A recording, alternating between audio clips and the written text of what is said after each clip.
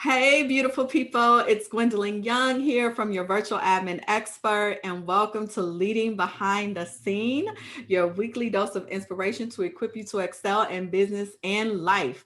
Before we jump into the episode, I want to share with you about the Genius Zone. If you have been in business less than 5 years and you are desperately seeking accountability and community, or if you have been praying for tips on how to create workflows and systems in your business, tools and strategies on how to stop doing everything yourself, accountability to keep you from being stuck, or looking for a tribe of like-minded individuals also navigating this entrepreneurial journey, then this is for you. So the Genius Zone was created for people just like you. So I encourage you to go to thegenius-zone.com and check it out. I personally lead this group of amazing entrepreneurs where we have a private community off of Facebook, monthly live Q&A calls, live co-working sessions, and live masterclasses every single month. We support each other through idea sharing, encouragement, resources, and we have a ton of fun. So if you know you need to put some fire under your butt, come on over and join us. So this month, we are still talking about the F word. Get your minds out the gutter, okay? Because I'm talking about finances. That's what I'm talking about. So I don't know what y'all thinking about. So finances, so super key to entrepreneurs. So as entrepreneurs, we need to be paying attention to the coins coming in and out of our business. And we need to be looking at those monthly reports and using them to make better business decisions. So I am super glad to be talking today to Germeen Guillaume. Did I say that right? It's Guillaume, but it's okay. Guillaume. See, that's why I pause y'all, because I'm like, I know I'm gonna butcher it. Guillaume, y'all. Okay. And she is fast becoming one of my biz BFFs. We are in a mastermind group together that we both participate in. And we did virtual coffee one day, and it was just a whole vibe from there on. So let me tell you guys a little bit about her, right? She's amazing. Germeen is the CEO and founder of Visionary Accounting Group. She's an entrepreneur at heart with a passion for numbers. She likes numbers. I don't like numbers. Remember that. She likes numbers. She enjoys helping nonprofit organizations navigate the complex world of accounting in order to experience growth. Her experience in the accounting field expands over 10 years, and that was the catalyst for her creating her own firm. She founded Visionary Accounting Group in 2015 and has been helping nonprofits leverage technology as a means to gain deeper financial insight and real-time data. To date, Germeen has led the company in recouping over $2.8 million in receivables. That means money, y'all, through workflow automation and accounting system conversions. She's aided clients through external and agency audits, integrating tech solutions, strategic management reporting, and preparation for funding and financing. She's also an avid traveler, loves reading, and is passionate about educating others on financial literacy. So on any given day, you can find her discussing important money matters and awaiting her next traveling adventure. So let's start at the beginning, because I love hearing about everybody's journey to how they became an entrepreneur. Okay. So how did you get here? Like, what happened back in 2015 that you were like, I'm starting my own company? Honestly, so back in 2015, I actually was still working a 9 to 5. But when I graduated college, I had always been doing like taxes on the side. So always still kind of like with a little small side hustle. In 2015, my mom and I actually purchased or bought into a franchise, a tax franchise. And that was kind of like the first, I guess, getting my feet wet with entrepreneurship, but I still was working a 9 to 5. That didn't pan out the way we wanted it to, but it really did open my eyes to kind of like other things that I could be doing, what people really wanted from me. And so that was the catalyst for that. And so I was, steady doing taxes on the side. I had a couple of bookkeeping clients here and there.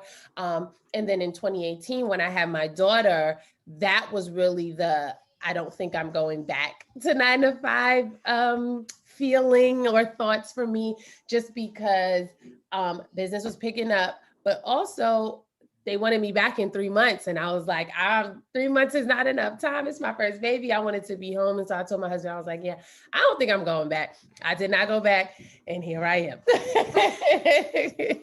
The babies look at you every single time. Mm-hmm. Every single time.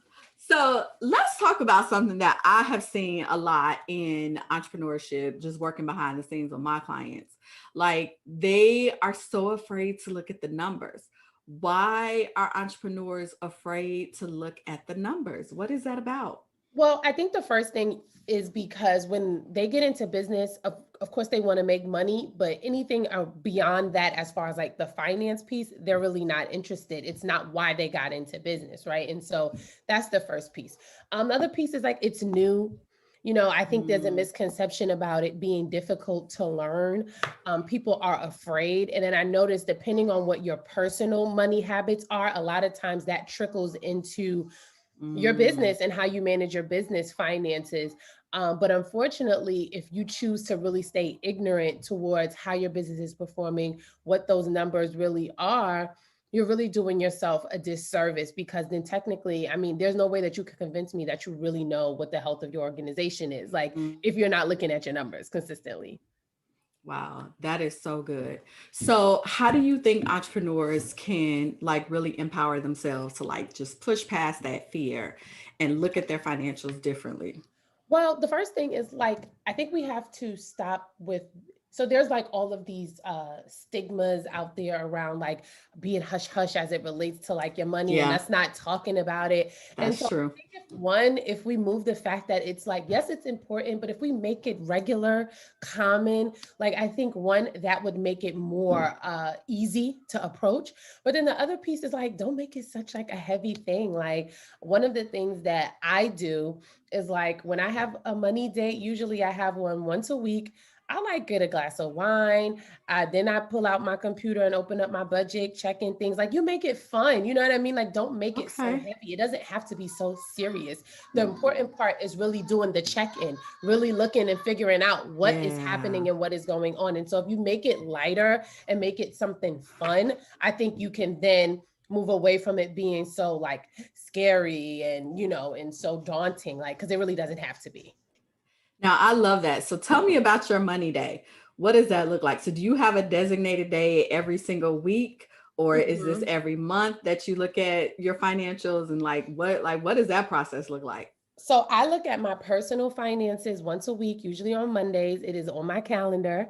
And I look at my business finances about once a month. Sometimes, if it is a month though where things have seemed like it's been moving a little fast, I might look at it a little bit often.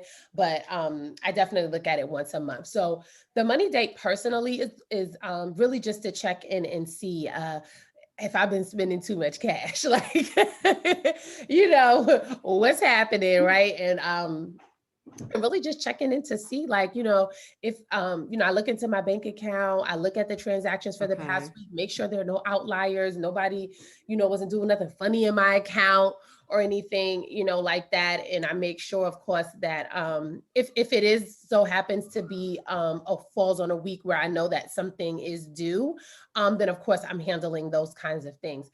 As far as the business is related, it's a little bit more structured just because it's a little bit more involved. So I'm making sure that all of the transactions that flow through my account are correct.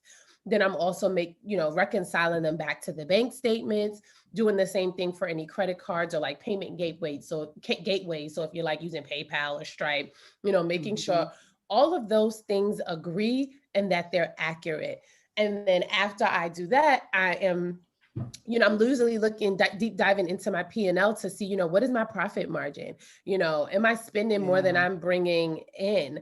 Um, you know, are there expenses that I'm paying? You know how we do like these monthly, um, I'm trying to think, in the business world, I think it's like in personal, it's like you hear people talk about the gym memberships and stuff like that. But in Right. business, But I think it's like all these softwares.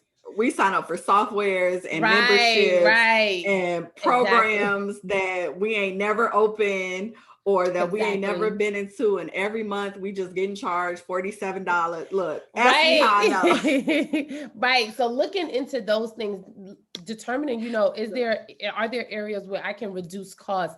I'm looking at, if I have multiple streams of income, what are those different streams bringing in? Do I need to cut something because it's not making me any money and increase something else because That it's making me part. more? So really just kind of asking myself critical questions as I look at my numbers and try to analyze them, because it really does inform the decisions that I'm going to make, like when I'm setting goals for the next month, or, sitting down doing annual planning and I'm saying, okay, what's 2021 going to look like? I can't really know where I'm going if I don't know where I've been. So that means I need to look at, what happened in 2020. We know it was a weird year, but still, what happened and what am I planning for 2021 to look like?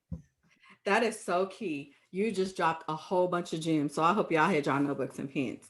But one of the things that I think was super important was looking at what are my top money makers. I'm always asking the ladies in my accountability group, like, what are your 3 top money makers in your business in terms of the services or the programs or the products that you are selling? You should be able to know at least what your top 3 are, because if it's not profitable, it does not make sense to keep putting resources toward it. It does not make sense to keep spending time on it. It just does not, like, why it's on the books. It's okay to be like, okay, tried that, did that, it didn't work, it ain't making no money. Like, we need to pivot and just stop doing it, or figure out what to replace it with to start doing. And I don't think that as entrepreneurs, we sit down and do enough of that. We want to keep pushing something because we created it, right? Like, it was our big idea and we want it to work. Like, but if it ain't working, it ain't working. Like, let it go. And that is so key, because I think it really does help you to look at your finances differently as well, because stop doing that and then lean into the thing that is really making you more money. Shift those resources and that energy and that time into the thing that's making you more money. And then you can make money based on the data versus like feelings, right? So if you really like offering a service, but maybe it isn't that profitable, right? Or if there's a service that you're like, this is okay, but then you check your finance and it's like, wait, that's the service that brought in more money this month, right? So I think that's the other thing that takes away a lot of that feelings, because the numbers don't lie. They are what they are. Like, yes. So what are some ways, and you shared a couple, what are some ways entrepreneurs can better manage their financials? So you said looking at those statements, what are some other things we can do? So one, definitely incorporate the money date to just, ease into it and to remove that whole fear. And then I would say more so taking a step back from the statements, but make it doesn't have to be something drawn out, but have a process for how you approach it. So my recommendation always is to use accounting software. One, because it removes that human error, right? So if you're tracking in a spreadsheet, one, I find that when people are tracking in a spreadsheet, they're not doing so consistently. And then also, if you don't have an accounting brain, it's very well possible that some mistakes could be made in there. So when you're using software, it kind of just eliminates that a little bit more. And so one, get you some accounting software. I'm a proponent of QuickBooks Online, but Wave is free. And I know there's some I know people use FreshBooks. So there are some out there, right? So there are others out there. So one, get yourself on some software. And then you want to make sure that you're reviewing all transactions that are flowing in and out of your account, at least on a monthly basis. And then once you're doing that, you want to make sure you're reconciling them back to the source. So whether it's your bank account, your credit card statement, you're pulling the statements from, Stripe, PayPal. I know, we use different payment gateways, and just making sure that what's in your accounting software and what's in those statements actually agree. And making sure that there's nothing in there that is an outlier or an error, right? Because if you find those things, then you can, and that's the other piece why you want to do it consistently, because let's just say there is an error, you catch it quicker, right? Versus you looking at your finances in December, but there was an error made in March, right? And then trying to kind of like track that down. And then also the piece that I think is really key is the analyzing. So once you get clear on, okay, this is what I brought in, this is what I spent, these numbers are good, they agree, what kind of decisions do you need to make based on what those numbers are telling you, right? Do you need to reduce costs? Are you thinking about hiring? Do you have the money to hire, right? Do you need to increase sales? Do you need to discontinue or ramp up a certain service? Is your profit margin healthy, right? So when you look at them after you've determined, okay, this is all that happened this month, let's just say, what kind of decisions can you make based off of those numbers? And another thing is too, to think about what has been on your heart. Like, Like, have you been thinking about hiring? Have you been thinking about introducing a new service? And then based on those things that you've already kind of been thinking about toying with, looking at the numbers to see what makes sense for those things that you're thinking about doing. You know, I know some people spend tons of money on like traveling and conferences, professional development, but it's like, you know, when you take a look at that professional development line and you spent all this money, you know, what was the ROI, right? Just thinking through those things. And in that way, you know, the next time when you're looking to invest in something, you might say to yourself, well, last year I did spend X amount of dollars. I didn't really, you know, get anything out of it, or I didn't really pay attention to it, whatever the case may be. Like, the whole point is to use your numbers to make decisions. Like, you have to make decisions based on the data, right? And that's where those numbers come into play. I love that. And that is so true because, you know, I, even for us, like joining this program, right, with Tasha that we're in our mastermind, it was like, this is going to be the only thing I'm doing this year. Like, I ain't spending money on nothing else. Like last year, about 55 programs, spent all, like, I'm like, this is it. I'm doing this. I'm committing to this. Ain't nobody else getting my money. But we can get carried away. We can really get carried away. And you don't realize like how much across time that's really costing you. And then you get to the end of the year and you like, I spent what? Like, which is why I'm saying, like, you know, so, you know, let's say you're looking at things on a monthly basis, but then when you're doing your annual planning, you know, you run those statements back 12 months, right? Look at the year at a glance and let that inform some of those decisions and goals and things that you have for the next year. Because I was the same way. And I think too, sometimes for us too, there's this notion of got to get another certificate, we feel like there's not enough training, not enough learning. And I had to really put a cap on myself too and say, like, trust yourself. You know enough. There are certain areas maybe that you need to work on, but take your time, right? You don't have to do everything at once. And then vet things and people. And you know what I mean? Just because I love that. You can easily waste money out here in these internet streets. Girl, that's a whole nother topic for another day. We're going to have to come back and talk about that one. Sheesh. Look, matter of fact, let me make a little note. Because that's a whole nother segment.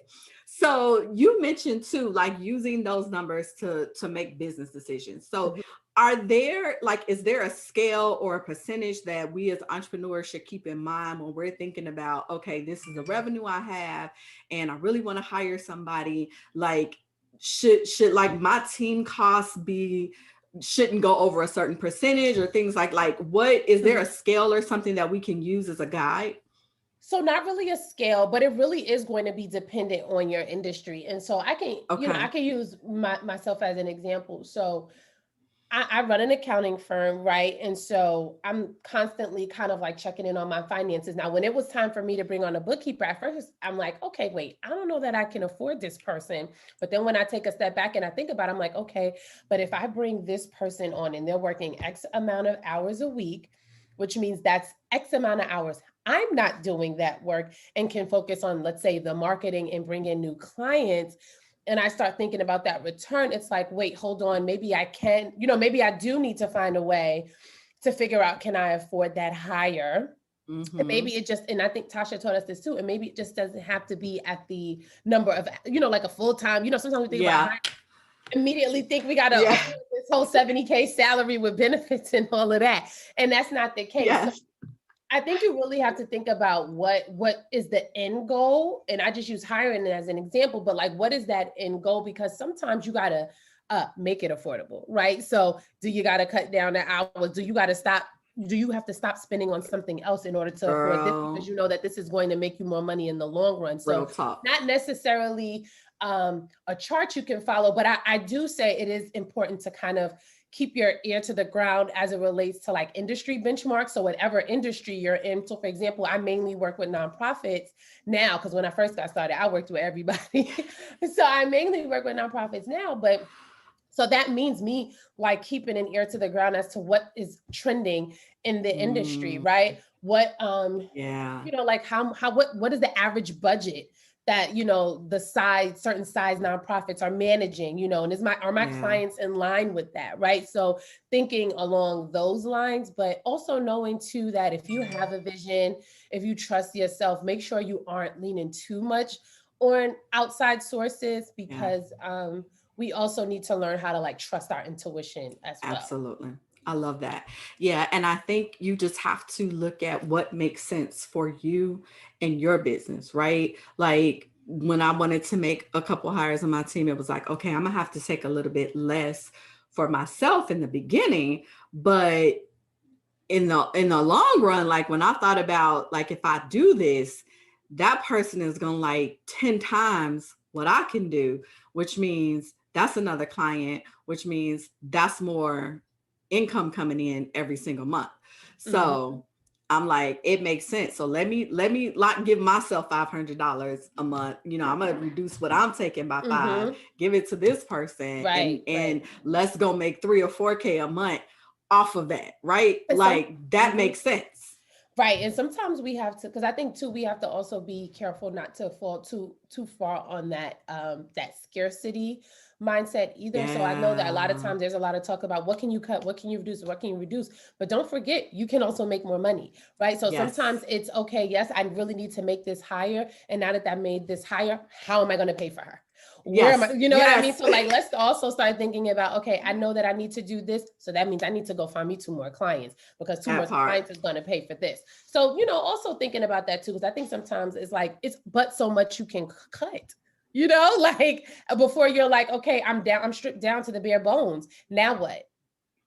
You got to go make more. You got to go Mm-hmm. find the clients. And again, positioning yourself too, because I think the other thing that we haven't talked about a whole lot either is this is why you build financial resources as well, right? To support you in that. So get you a business line of credit before you need it. So if you have to use it to make a hire to get you started, then you can get the client and then help pay for it. But you got to position yourself and position your business to be able to do things like that. So it's just a whole overall thing. This has been such an amazing conversation. And, Yes, yes. me and you always have good talk whenever we get together. So what would you say to the person out there who's just getting started, just now, really trying to go all in with being responsible with their financials? What would you say to them?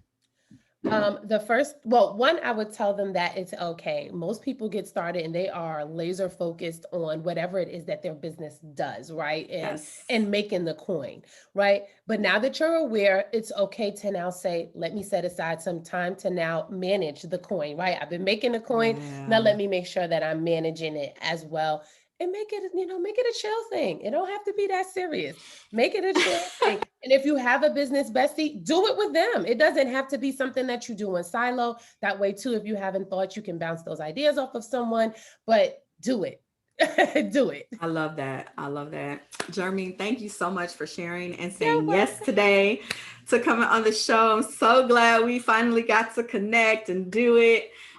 Beautiful people, thank you so much for joining us. I would love it if you hit the like button, hit the love button, share it with anybody else that needs to hear this information. If you have questions or comments, drop them down in the comments. We love to hear from you. Be sure to follow me on Instagram, Facebook, Twitter at Your Admin Expert, and subscribe to the email list on the website, yourvirtualadminexpert.com, for more tips, tools, and strategies. Germeen, tell the beautiful people how they can connect with you. You can find me on Instagram and Facebook at The Visionary Accountant. I'm actually pretty active there. I do a lot of videos. You can binge a lot of my content. But yeah, come and say hi. All right, beautiful people, thank you for tuning in, and I will see you next week for another segment of Leading Behind the